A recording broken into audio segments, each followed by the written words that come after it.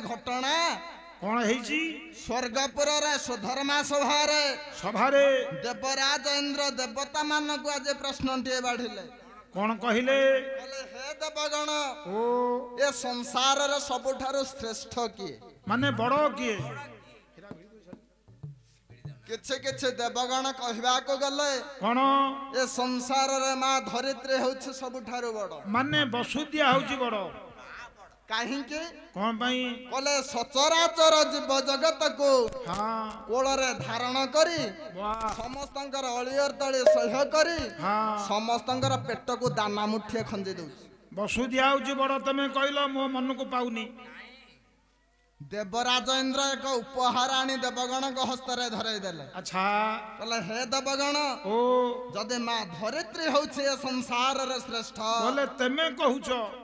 ए उपहार टे तांको नै प्रदान कर दियो दियो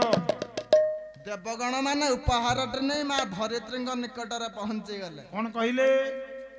राधानाथ राय उल्लेख कलम कले हाँ से तृतीय चतुर्थ क्लास रे पदटी मने पड़े जाए कौन कले तू हे माधराणे जननी मोहर धरे छुमा मते कोरे मालो धरी छुमा मते कोरे लोटू अच्छे सेंधो चरण तोहर आहा के उल्लास भरे आहा की उल्लास भोले आरे भोला आहा की उल्लास भोले आहा की उल्लास भोले आरे भोला आहा की उल्लास भोले रहे छो नाई निर्मल गगन आनंद रे अनुक्षण भोला रे आनंद रे अनुक्षण से महागगन महानंद रे निराखरी तो आनंद नीला करू छुआ ननवारे भोला लीला करू छुआ नन लीला निराखरी तो आनंद आरे भोला लीला तोहर आनन एही भଳି ଭାବରେ ବନ୍ଦନା କରି ମା ଧରିତ୍ରୀଙ୍କୁ ଯେତେବେଳେ ଉପହାରଟେ ବଢାଇ ଦେଇଛନ୍ତି ଦେଲେ ଦେଲେ ମା ଧରିତ୍ରୀ କହିଲେ ହେ ଦେବଗଣ ଓ ଅସମୟରେ ଏକ ଉପହାର ଆଣି ମତେ ପ୍ରଦାନ କରିବାର କାରଣ କଣ କାହିଁକି କଣ ପାଇଁ ଦେବଗଣ ମାନେ କହିଲେ ହେ ମା ବସୁଧା ଓ ତୁମେ ଯେହେତୁ ସଚରାଚର ଜୀବ ଜଗତଙ୍କୁ କୋଳରେ ଧାରଣ କରି ହଁ ସମସ୍ତଙ୍କର ଅଳିଅର ଦଳି ସହ୍ୟ କରି ବାଃ ସମସ୍ତଙ୍କର ପେଟକୁ ଦାନା ମୁଠିଏ ଖଞ୍ଜି ଦେଇଛ ହଁ ହଁ ତୁମେ ହେଉଛ ଏ ସଂସାରରେ ଶ୍ରେଷ୍ଠ ସିଏ କଣ କହିଲେ ବସୁଧିଆ ମା ବସୁଧା ହାତ ଯୋଡ଼ି ଦେଲେ କହିଲେ ମୁଁ ବଡ ନୁହଁ କହିଲେ ମୁଁ ଏ ସଂସାରରେ ବଡ ନୁହଁ ତାହେଲେ ଆଉ କିଏ ବଡ କହିଲେ ମୋ ଠାରୁ ଜଣେ ଶ୍ରେଷ୍ଠ ଅଛି ସିଏ କୋଉଠି ଅଛି ଯିଏକି ମତେ ଧାରଣ କରି ରଖିଛି ହଁ କିଏ ଧାରଣ କରିଛି କହିଲେ ସେ ହେଲା ଶେଷନାଗ ବାସୁକି ଅନନ୍ତ ଅନନ୍ତ ବାସୁକି ଯଦି ମତେ ଧାରଣ କରି ରଖିନଥାନ୍ତା ତାହେଲେ ମୁଁ ଟଳମଟଳ ହଉଥାନ୍ତି ତାହେଲେ ସଚରାଚର ଜୀବ ଜଗତ ସହିତ ହଁ ମୁଁ ରସାତଳଗାମୀ ହୋଇ ସାରନ୍ତାଣି ହେଲା ହେଲା ହେଲା ଦେବଗଣ ମାନେ ଏ କଥାକୁ ଶ୍ରବଣ କରି ହଁ ବାସୁକୀଙ୍କ ନିକଟରେ ଯାଇ ଉପସ୍ଥିତ ହେଲେ କଣ କହିଲେ ବାସୁକୀଙ୍କୁ ଉପହାରଟେ ପ୍ରଦାନ କରନ୍ତେ ହଁ ହଁ ସେଦିନ ବାସୁକୀ ମଧ୍ୟ ହାତ ଯୋଡ଼ି ଦେଲେ ସିଏ କହିଲା ତମେ ସିନା କହୁଛ ମୁଁ ବଡ ବୋଲି ହେଲେ ମୁଁ ବଡ ନ ମୋ କହିଲା, ମୁଁ ଏ ସଂସାରରେ ବଡ ନୁହେଁ ଆଉ ତାହେଲେ ବଡ ମୋ ଠାରୁ ଜଣେ ବଡ ଅଛନ୍ତି ସିଏ କୋଉ ଗାଁର ଯେଉଁ କଥା କେ ପ୍ରମାଣ ଦେଲେ କିଏ ସେ ସନ୍ଥ ତୁଳସୀ ଦାସ ଗୋସ୍ୱାମୀ କଣ କହିଲେ ରାମଚରିତ ମାନସରେ କିଭଳି କହିଲେ କୁନ୍ଦ ଇନ୍ଦୁ ତାରା ହଉ ହଉ ହଉ ଗୌରସରେ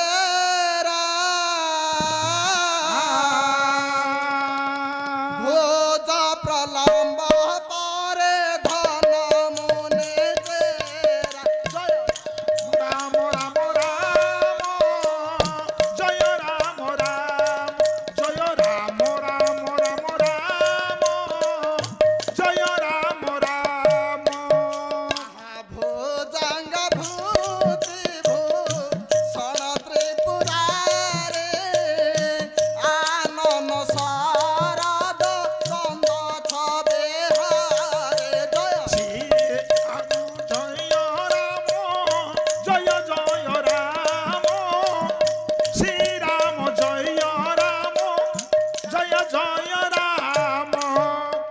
ଆସକି କହିଲେ ହେ ଦେବଗଣ ମୁଁ ବଡ଼ ନୁହଁ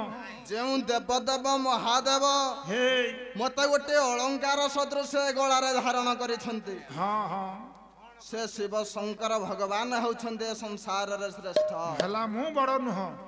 ଦେବଗଣ ମାନେ ଏ କଥାକୁ ଶ୍ରବଣ କରି ହଁ ଯେତେବେଳେ ଶଙ୍କର ଭଗବାନଙ୍କ ପାଖରେ ପହଞ୍ଚି ଉପହାରଟି ବଢାଇ ଦେଇଛନ୍ତି ଶଙ୍କର ଭଗବାନ କ'ଣ କହିଲେ ସେଦିନ ଶଙ୍କର ଭଗବାନ ମନା କରିଦେଲେ କ'ଣ କହିଲେ କହିଲେ ମୁଁ ଏ ସଂସାରରେ ଶ୍ରେଷ୍ଠ ନୁହେଁ ମୋଠୁ ଜଣେ ବଡ଼ ଅଛି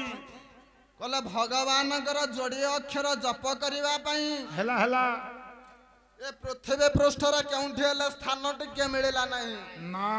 ଯେହେତୁ କୈଳାସ ପର୍ବତ ତାର ପାଦ ଦେଶରେ ସ୍ଥାନ ଟିକିଏ ଦେଇଛି ହଁ ସେଇ କୈଳାସ ପର୍ବତ ହେଉଛି ସଂସାରରେ ଶ୍ରେଷ୍ଠ ବଡ଼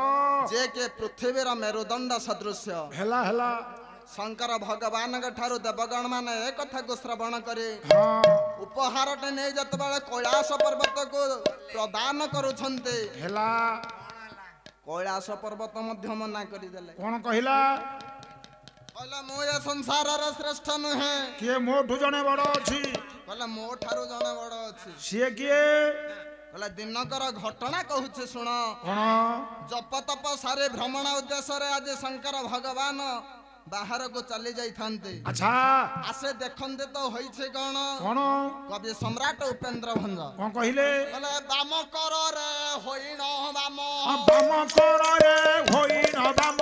ବାମ ଦେବର ଗିରି କୁସୁମ ବାମ ଦେବର ଗିରି କୁସୁମ ଧାରଣ କ୍ଷମ କରେ ଉକାଦେ କରିଣ ଧାମ ପରେ ଉତ୍ପାଟେ ଧାରଣ କ୍ଷମ କରେ ଉକାଦେ କରିଣ ଧାମ ହେବା କାଳର ହେବା କାଳର ଯେ ଆରେ ହେବା କାଳର ଯେ କହିଲେ ଶଙ୍କର ଭଗବାନ ଯେତେବେଳେ ଆସେ ଦେଖିଲେ ବାଃ ଗୋଟିଏ ପୁଷ୍ପ ସଦୃଶ୍ୟ ହଁ ବାମ ହସ୍ତରେ ଲଙ୍କାର ଅଧୀଶ ଦଶାନନ ରାବଣ ଉତ୍ପାଟନ କରୁଛି ବାଃ ବାଃ ମନ ମଧ୍ୟରେ ଟିକେ ଡର ଜାତ ହେଲା ହବା କଥା କହିଲେ ବାହାରେ ଦର ହବ ସେ ଈଶ୍ୱର ବାହାର ଦର ବସେ ଈଶ୍ୱର ଆଉ ଈଶ୍ୱର ଠାରୁ ରାବଣେଶ୍ୱର ଈଶ୍ୱର ଠାରୁ ରାବଣେଶ୍ୱର ଆଉ ଦେଖିଲେ ପାଞ୍ଚ ଦ୍ୱିଗୁଣ ଶିର ଦେଖିଲେ ପାଞ୍ଚ ତ୍ରିଗୁଣ ଶିର ସେ ବହିଳାର ଆରେ ଯେ ବହି ମାର ଯେ ଆରେ ଯେ ବହି ମାର ଯେ କହିଲେ ମନ ମଧ୍ୟରେ ଚିନ୍ତା କରୁଛନ୍ତି ଶଙ୍କର ଭଗବାନ କ'ଣ ରାବଣର ହେଲା 20ଟି ଭୁଜ ହେଲା ହେଲା ମୋର ହେଲା ଯୋଡ଼ିଏ ଭୁଜ ନିଶ୍ଚୟ ବାହୁ ବଳରେ ପାରିପାରିବି ନାହିଁ ନାଇଁ ନାଇଁ ମୋର ହେଲା 5ଟି ମସ୍ତକ ହଁ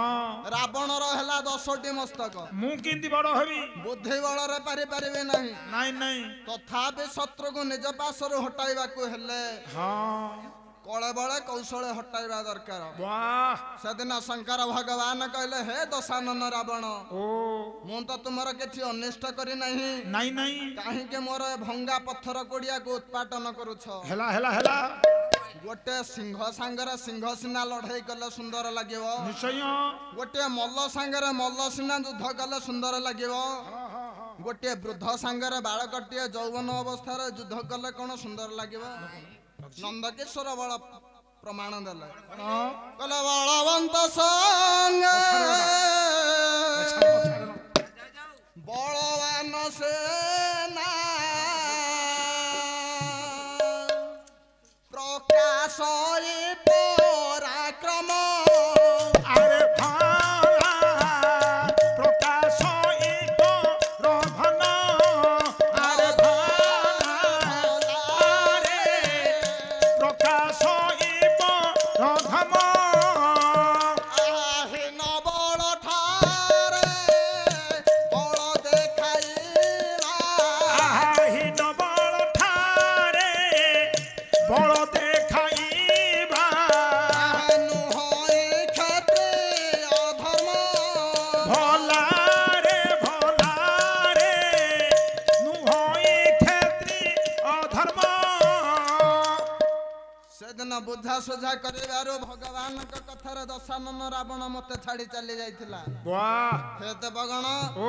ଏ ସଂସାରରେ ଦଶାନନ ରାବଣ ହେଉଛି ଶ୍ରେଷ୍ଠ ରାବଣ ବଡ଼ ଦେବଗଣ ମାନେ ଏ କଥାକୁ ଶ୍ରବଣ କରି ହଁ ଦଶାନନ ରାବଣ ନିକଟରେ ଯାଇ ହଁ ହଁ ଉପହାରଟେ ପ୍ରଦାନ କରନ୍ତେ ହେଲା ହେଲା ସେଦିନ ଦଶାନନ ରାବଣ ହାତ ଯୋଡ଼ି ଦେଲା କଣ କହିଲା କହିଲା ହେ ଦେବଗଣ ଓ ମୁଁ ତ୍ରିପୁର ବିଜୟୀ ହେଲେ ମଧ୍ୟ ହେଲା ହେଲା ଏ ସଂସାରରେ ମୁଁ ଶ୍ରେଷ୍ଠ ନୁହେଁ ମୁଁ ବଡ଼ ନୁହେଁ ମୋ ଠାରୁ ଜଣେ ଶ୍ରେଷ୍ଠ ଅଛି ସିଏ କିଏ କୁଖ୍ୟାଗତ ବାଳି ନାମ ହଁ ହଁ ଯାହା ଦେହରେ କୋଟେ ସିଂହର ପରାକ୍ରମର ବଳ ଥାଏ ବାବା କପିରାଜ ବାଳି ହେଉଛି ଏ ସଂସାରରେ ଶ୍ରେଷ୍ଠ ବଡ଼ ବଡ଼ ଦେବଗଣ ମାନେ ଏ କଥାକୁ ଶ୍ରବଣ କରି ହଁ ବାଳି ନିକଟରେ ଯାଇ ଉପସ୍ଥିତ ହୁଅନ୍ତେ ହେଲା ହେଲା ସେତେବେଳକୁ ବାଳିର ବିନାଶ ହୋଇସାରିଛି ନିଶ୍ଚୟ ବାବାରେ ଓ ବାପ ମଲା ପରେ ପୁଅର ଅଧିକାର ହଁ ଯେହେତୁ ବାଳି ବିନାଶ ହୋଇସାରିଛି ହେଲା ଆଜି ଯୁବରାଜ ଅଙ୍ଗଦକୁ ନେଇ ଉପହାରଟେ ପ୍ରଦାନ କଲେ ଦେଲେ ଦେଲେ ଯୁବରାଜ ଅଙ୍ଗଦ ଆଜ୍ଞା ହାତ ଯୋଡ଼ି ଦେଲେ କଣ କହିଲା କହିଲେ ହେ ଦେବଗଣ ଓ ଏ ସଂସାରରେ ମୋ ପିତା ଶ୍ରେଷ୍ଠ ନୁହନ୍ତି ବଡ଼ ନୁହଁ କହିଲେ ତାଙ୍କ ଠାରୁ ଜଣେ ଶ୍ରେଷ୍ଠ ଅଛନ୍ତି ସିଏ କିଏ ସଦାଶିବ ଋଷି ସଦାଶିବ ଭଣନ୍ତିରେ କଲମ କଲେ ହଁ ହଁ କହିଲେ ଏକ ବାଣେ ସପ୍ତଶାଳ ଆଉ ଏକ ବାଣେ ସପ୍ତଶାଳ ରେ ଏକ ବାଣେ ସପ୍ତଶାଳ ଯେ କଲେ ଛେଦନ ଆଜେ କଲେ ସେ ଧନ କପିରାଜ ବାଳି କି ଯେ କରିଲେ ନିଧନ ଆହା କରିଲେ ନିଧନ ରେ ଭଲା କରିଲେ ନିଧନ ରେ ଭଲା କରିଲେ ନିଧନ ସେଦିନ ଯୁବରାଜ ଅଙ୍ଗଦ କହିଲେ ହେ ଦେବଗଣ ଓ ଯାହାର ଗୋଟିଏ ସହାୟକରେ ଆଜି ସପ୍ତଶାଳ ଛେଦନ ହୋଇଗଲା ହଁ ଯାହାର ଗୋଟିଏ ସହାୟକରେ କୋଟିଏ ସିଂହ ପରା ଚାଲିଗଲେ ହେଲା ହେଲା ହେଲା ସେଇ ରାମ ଠାକୁର ହେଉଛନ୍ତି ଏ ସଂସାରରେ ଶ୍ରେଷ୍ଠ ବଡ଼ ବଡ଼ ଦେବଗଣ ମାନେ ଏ କଥାକୁ ଶ୍ରବଣ କରି ହଁ ରାମ ଠାକୁରଙ୍କ ନିକଟରେ ଯାଇ ଉପସ୍ଥିତ ହେଲେ ହେଲା ହେଲା ରାମ ଠାକୁରଙ୍କ ଉପହାରଟେ ଆଜି ପ୍ରଦାନ କରନ୍ତେ ରାମ କଣ କହିଲେ ସେଦିନ ମଧ୍ୟ ରାମ ଠାକୁର ହାତ ଯୋଡ଼ି ଦେଲେ କଣ କହିଲେ କହିଲେ ହେ ଦେବଗଣ ଓ ମୁଁ ଏ ସଂସାରରେ ଶ୍ରେଷ୍ଠ ନୁହେଁ ମୋଠୁ ଜଣେ ବଡ଼ ଅଛି ମୋ ଠାରୁ ଜଣେ ବଳ ଅଛି ସିଏ କିଏ କହିଲେ ଅତୁଳିତ ବଳ ଧାମ ଶୈଲାଭ ଦେହ ଜନ କୃଷାନ ଜ୍ଞାନୀ ନାଉ ଅଗ୍ରଗଣ୍ୟ ସକଳ ଗୁଣ ନିଧାନ ଦାନରା ନାମ ଧୀଶ ରଘୁପତି ପ୍ରିୟ ଭକ୍ତ ବାତ ଜାତ ନମାମି କହିଲେ ସେ ହେଉଛି ହନୁମାନଜୀ ପବନ ସୁତ ହନୁମାନ वाह ଦେବଗଣ ମାନେ ଉପହାରଟେ ନେଇ हाँ ହନୁମାନଙ୍କ ନିକଟରେ ପହଞ୍ଚିଗଲେ हनुमान कौन कहले କହିଲେ ହେ ପବନ ସୁତ ବଜରଙ୍ଗ ବାଲି हनुमान जी ତୁମେ ହେଉଛ ଏ ସଂସାରରେ ଶ୍ରେଷ୍ଠ बड़ बड़ ଇନ୍ଦ୍ର ଦତ୍ତ ଏ ଉପହାରଟେ ଗ୍ରହଣ କର नियो नियो ହନୁମାନ କହିଲେ ମୁଁ ଏ ସଂସାରରେ ଶ୍ରେଷ୍ଠ ମୁଁ ତ ଜାଣିନି मु बड़ नुह ମୁଁ ଶ୍ରେଷ୍ଠ ବୋଲି ତୁମେ କିଭଳି ଜାଣିଲ कहलो ଦେବଗଣ ମାନେ କହିଲେ ହେ ବଜରଙ୍ଗ ବାଲି ओ ଯେହେତୁ ସଦା ସର୍ବଦା ତୁମେ हाँ ରାମ ନାମକୁ ଭଜନ ରଟନ କରୁଛ अर्चन बंदन कीर्तन करूच ତେଣୁ ତୁମେ ହେଉଛ ଶ୍ରେଷ୍ଠ बड़ बड़ करे पर्वतटा टेकी आइलटी अच्छा हम गाँ जाके नागिले टेकी पारिया गाँ जाके नागिले टेकी पारिया कि ହନୁମାନ ଯେ କହିଲେ ହେ ଦେବଗଣ ओ ତୁମେ କେଉଁ ରାମ କଥା କହୁଛ कौन दशरथ बुआ କହିଲେ ଦଶରଥ ସୁତ ରାମକୁ ତମେ ଭଜନ କରୁଛ हाँ କହିଲେ ନା ନା आउ ମୁଁ ଦଶରଥ ସୁତ ରାମକୁ ଭଜନ କରୁନି आउ काहाको କହିଲେ ନାମ ଅଛି କେତେ ରାମ ସଂସାର ଗଲେଣି संसारु गलेनी भला संसारु गलेनी ଆଉ ନାମ ତିନି ପୁରେ ସତ୍ୟ ଦେବେ ଥାଅ ଶୁଣି ये देखावा सुनी भला ये देखावा सुनी ହନୁମାନ କହିଲେ ହେ ଦେବଗଣ ओ ନାମ ଅଛି କେତେ ରାମ ଏ ସଂସାରରୁ ଚାଲିଗଲେ ଗଲେଇ କିନ୍ତୁ ନାମ ହଉଛି ତିନି ପୁରେ ସତ୍ୟ ବଡ ମୁଁ ଦଶରଥ ସୁତ ରାମକୁ ଭଜନ କରୁଛି ବୋଲି ତୁମେ କିଭଳି ଜାଣିଲ ନାଇଁ ସେ କଣ ଜଗତର ସତ୍ୟ ନା ଯଦି ଦଶରଥ ସୁତ ରାମ ହେଉଛନ୍ତି ସତ୍ୟ ହଁ ଯେତେବେଳେ ଦଶରଥ ଶବ୍ଦ ଭେଦି ବାଣ ମାରି वाह ଶ୍ରବଣ କୁମାରକୁ ବିନାଶ କରିଦେଲେ माइले ନରହତ୍ୟା ଦୋଷରୁ ପାର ହେବା ପାଇଁ आज्ञा ଗୁରୁ ବଶିଷ୍ଠଙ୍କ ଗୃହକୁ ଯାଇଥିଲେ। अच्छा ସେତେବେଳକୁ ଗୃହରେ ଗୁରୁ ବଶିଷ୍ଠ ନଥିଲେ, ना ତାଙ୍କର ପୁତ୍ର ବାମଦେବ ଥିଲେ। हेला हेला ଗୁରୁ ନାହାନ୍ତି ବୋଲି ଯେତେବେଳେ ଦଶରଥ ଲେଉଟି ଚାଲି ଯାଉଛନ୍ତି, हाँ ବାମଦେବ ପଛରୁ ଡାକିଲେ, कौन कहले କହିଲେ ହେ ଦଶରଥ ରାଜା, ओ ଏପୁରକୁ ଆସିକି କେହି ନାସ୍ତିକ ହୋଇ ଫେରି ଯାଇନାହାନ୍ତି, ना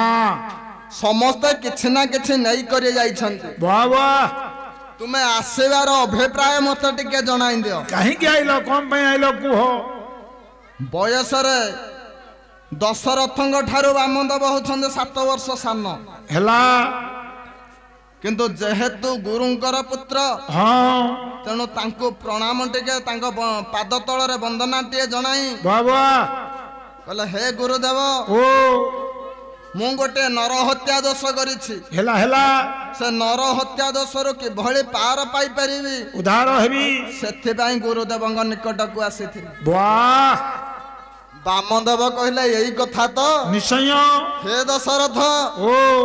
ତୁମେ ଯଦି ନରହତ୍ୟା ଦୋଷରୁ ପାର ହେବାକୁ ଚାହୁଁଛ हेला हेला ତାହେଲେ ତୁମେ ରାମ ନାମକୁ ଭଜନ କର। भर्जन अर्चन बंदन कीर्तन कर ସେତେବେଳକୁ ତ ତାଙ୍କର ପୁଅ ରାମ ଜନ୍ମ ହୋଇନଥିଲେ। ना ताले से ଯଦି कौन ଚିନ୍ତା କରିବା हाँ ତାଙ୍କ ପୂର୍ବରୁ ଆଉ ଜଣିଏ ରାମ ଆସିଥିଲେ, सी किए आ गया ସିଏ ହଉଛନ୍ତି ଯମଦଗ୍ନିଙ୍କ ସୁତ ପରଶୁରାମ। परशुराम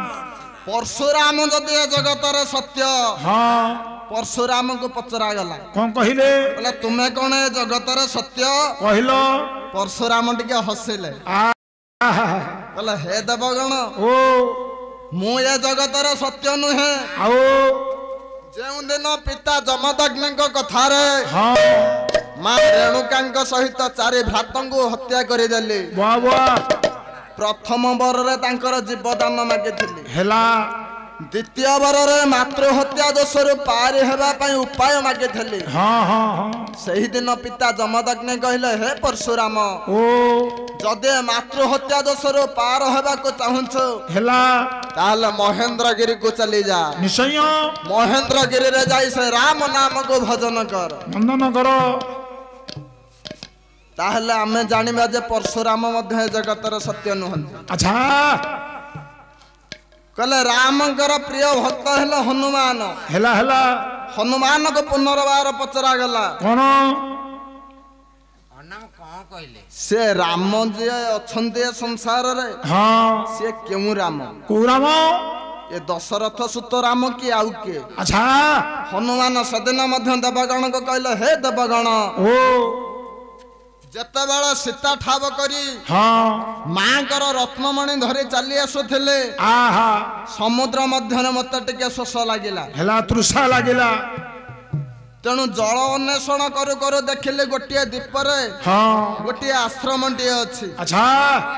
ଆଶ୍ରମରେ ଯାଇ ବାବାଜୀଙ୍କୁ ଯେତେବେଳେ ଜଳପାନ କରିବା ପାଇଁ ଜଳ ମନ୍ଦ ମାଗିଲି, कहले ସେ କହିଲେ ହେ ହନୁମାନ, ओ ତୁମେ ହସ୍ତରେ କଣ ଧରିଛ? कुह ତାକୁ ଯଦି କେଉଁ ଜାଗାରେ ରଖିଦେବ ତାହେଲେ ଜଳପାନ କରିବ। हेला हेला ମାଙ୍କର ରତ୍ନମଣି हाँ ମନ ମଧ୍ୟରେ ଚିନ୍ତା କଲେ ଗୋଟିଏ ପବିତ୍ର ଜାଗା ହେଲେ ରଖିବି। निश्चय ଜାଗା ଖୋଜୁ ଖୋଜୁ ମନ ମଧ୍ୟରେ ଚିନ୍ତା କଲେ ଇଏ ତ ହେଉଛି ଆଶ୍ରମ, हाँ ସବୁ ଜାଗା ତ ପବିତ୍ର। वाह ଦେଖିଲେ କିଛି ପଥର କୁଣ୍ଡି ମାନ ଥୁଆ ହୋଇଛି, हेला हेला ଶାଳ ଗ୍ରାମ ବୋଲି ଚିହ୍ନି ପାରିଲେ ନାହିଁ। ना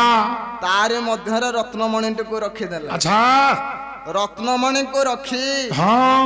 ଯେତେବେଳେ ଜଳପାନ କରି ଫେରି ଯାଉଛନ୍ତି, हेला कौन ବାବାଜୀ ପଛରୁ ଡାକିଲେ, कौन कहले କହିଲେ ହେ ହନୁମାନ, अच्छा ତୁମେ କଣ ଆଣିଥିଲ ନେଇକି ଗଲନି? अच्छा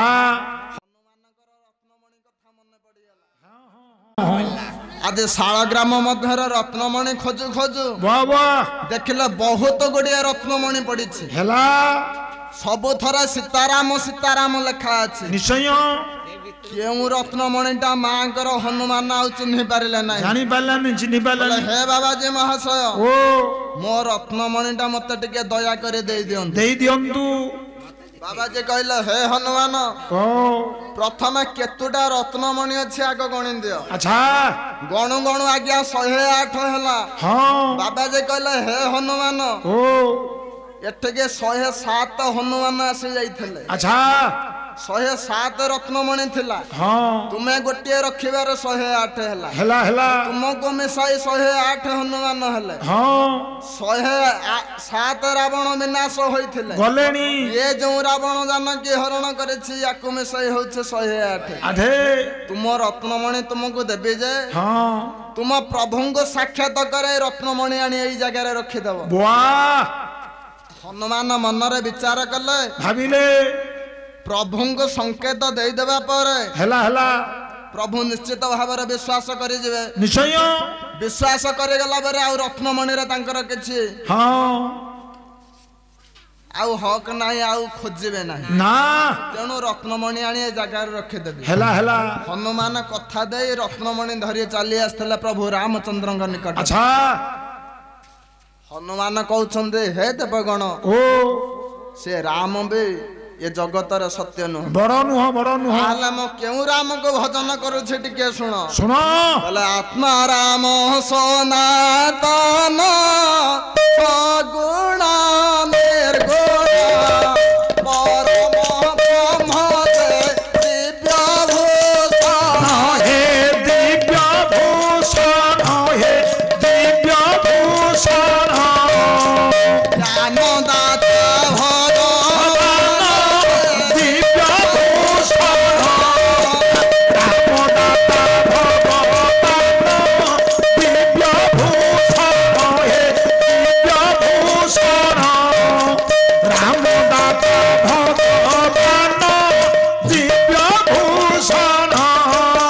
ତେଣୁ ନାମଟି ହେଉଛି ଏ ସଂସାରର ସାର। ବଡ ସଦା ସର୍ବଦା ମୁଁ ଏ ଆତ୍ମାରାମକୁ ଭଜନ କରୁଛି। ବାଃ ହନୁମାନଙ୍କ ଠାରୁ ଏ କଥାକୁ ଶ୍ରବଣ କରି ଶୁଣି ଆଜି ନାମରେ ନେଇ ଦେବଗଣ ମାନେ ଉପହାରଟେ ପ୍ରଦାନ କଲେ। ଦେଲେ ଦେଲେ ସେଇ ରାମ ନାମରେ ଉପହାରଟେ ପ୍ରଦାନ କଲେ। ହେଲା ହେଲା ତେଣୁ ସେଇ ଆତ୍ମାରାମ ସନାତନ ହଁ ଯିଏ ସଗୁଣ ନିର୍ଗୁଣ ବାଃ ଯିଏ ସବୁ ଜାଗାରେ ବିରାଜମାନ ହଁ ସେଇ ଅନ୍ତର୍ଯାମୀ ନାରାୟଣ